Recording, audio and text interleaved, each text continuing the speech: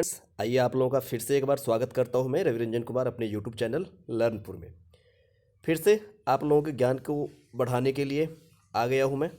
आज का current affairs मतलब 8 जनवरी 2021 का जो भी करंट अफेयर है वो लेकर के। तो इसके अंतर्गत हम देखेंगे 10 प्रश्न, और वह प्रश्न काफ़ी महत्वपूर्ण है और साथ में उससे जुड़ी हुई चीज़ों को भी हम देखने का प्रयास करेंगे।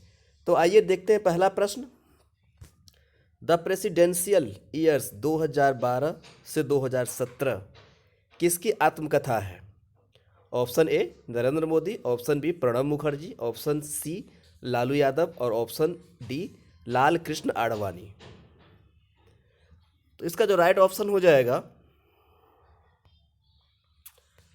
ये हो जाएगा आपको प्रणब मुखर्जी। तो Pranab Mukherjee is the correct answer.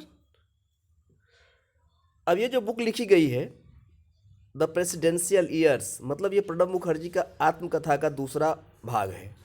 इसमें उन्होंने बताया है कि किस तरह से नरेंद्र मोदी अपने बल पर प्रधानमंत्री बने हैं, और मनमोहन सिंह के बारे में उन्होंने लिखे हैं कि कैसे एक पपेट प्रधानमंत्री, मतलब सोनिया गांधी के द्वारा उन्हें किस तरीके से सत्ता सौंपा गया था या प्रधानमंत्री के पद पे बिठाया गया था। तो नरेंद्र मोदी और मनमोहन सिंह के बीच में तुलनात्मक अध्ययन को दिखाने का प्रयास किया गया है इस खंड में। चलिए आगे बढ़ते हैं। देश का पहला फायर पार्क खुला है कहाँ पर? Option A Bhubaneswar, B Ghaziabad, C Delhi और डी मुंबई। तो इसका जो राइट ऑप्शन हो जाएगा भुवनेश्वर। तो भुवनेश्वर के बारे में आइए कुछ बात कर लेते हैं कि भुवनेश्वर उड़ीसा का एक ऐतिहासिक सिटी है, शहर है, और यहाँ पर बहुत सारे ऐतिहासिक इमारत भी है और बड़े बड़े भारत के महत्व के मंदिर भी यहाँ पर है भुवनेश्वर में। चलिए नेक्स्ट क्वेश्चन देखते हैं। जो बाइडन किस पार्टी से है? Option A Democratic, option B Republican, option C Likud और ऑप्शन डी इनमें से कोई नहीं। तो इसका राइट ऑप्शन हो जाएगा friend democratic party. Democratic party से जो बाइडन है। अब जॉब बाइडन के विषय में हम चर्चा कर रहे हैं, तो आइए इनसे जुड़ी हुई कुछ चीज़ों को देख लेते हैं। जैसे कल की घटना है 7 जनवरी 2021 की, कि यूएसए के सांसद पे जो ट्रंप समर्थक लोग हैं उन्होंने कब्जा कर लिया था 4 घंटे तक, और 4 घंटे के बाद ही जब पुलिस फोर्स ने उनको वहाँ से हटाया तब अमेरिकी सांसद को या संसद को मुक्त करवाया गया। वहाँ पे ज्वाइंट सेशन चल रहा था और ज्वाइंट सेशन में यह बताने का प्रयास किया जा रहा था कि ट्रंप ने चुनाव हार गया है, लेकिन ट्रंप के जो समर्थक थे वो इस बात को मानने के लिए तैयार नहीं थे, और फाइनली ट्रंप ने इस बात को एक्सेप्ट कर लिए कि उसने चुनाव हार गया है। चलिए नेक्स्ट क्वेश्चन पे आते हैं। प्रधानमंत्री नरेंद्र मोदी ने 1.5 किलोमीटर लंबी डबल स्टैक इलेक्ट्रॉनिक कंटेनर को हरी झंडी दिखा करके रवाना किया है। ऑप्शन ए दिल्ली से, बी पटना से, सी मुंबई से और डी अहमदाबाद से। तो इसका जो करेक्ट ऑप्शन हो जाएगा दिल्ली से,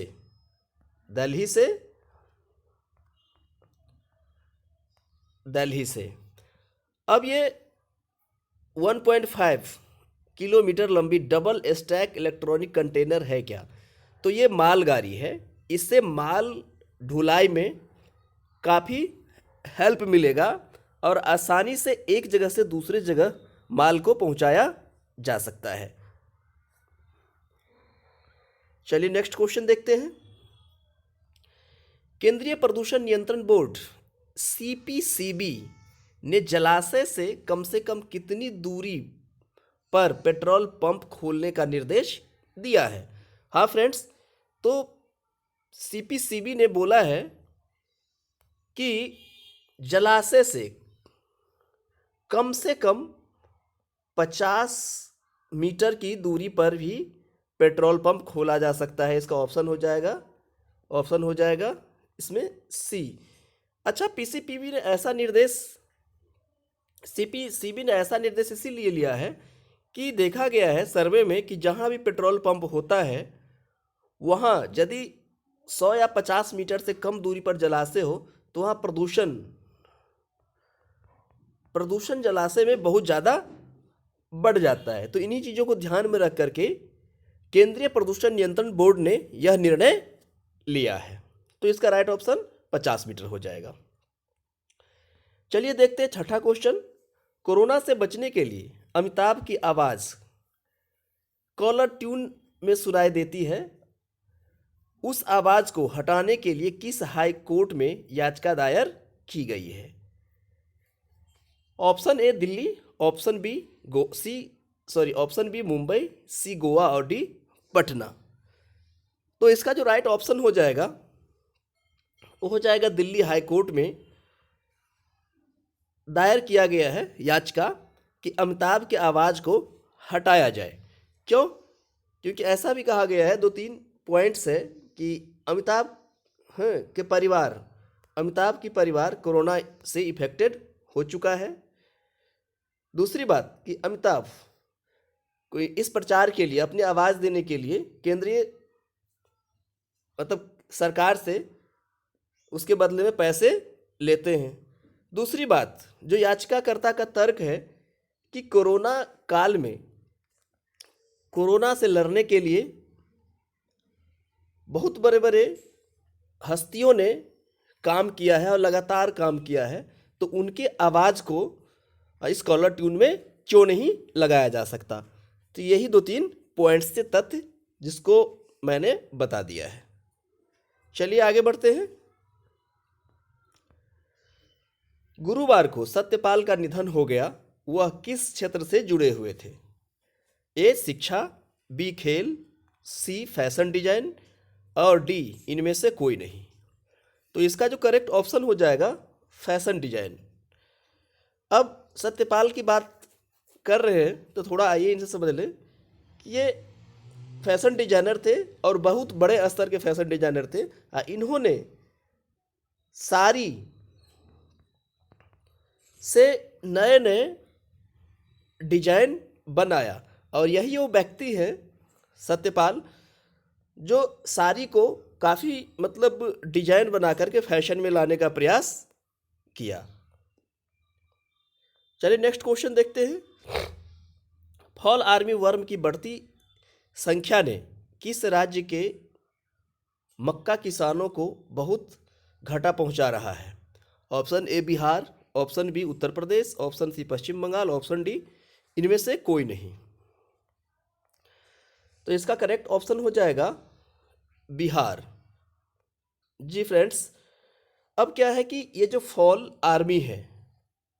आर्मी वर्म, ये अमेरिका से आया हुआ कीट है। ये क्या करता है कि जैसे धान, मक्का, गेहूं या कपास के जो भाग है, कोमल भाग, सॉफ्ट भाग, उसको ये खाता है तेजी के साथ, जिससे होता क्या है कि किसानों को बड़े स्तर पे लॉस होता है।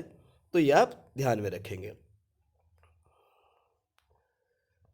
चलिए नेक्स्ट क्वेश्चन देखते हैं कि कौन सा देश ट्रंप के खिलाफ वारंट जारी किया है गिरफ्तारी के लिए? तो option A Iraq, option B UAE, option C Israel और ऑप्शन डी भारत।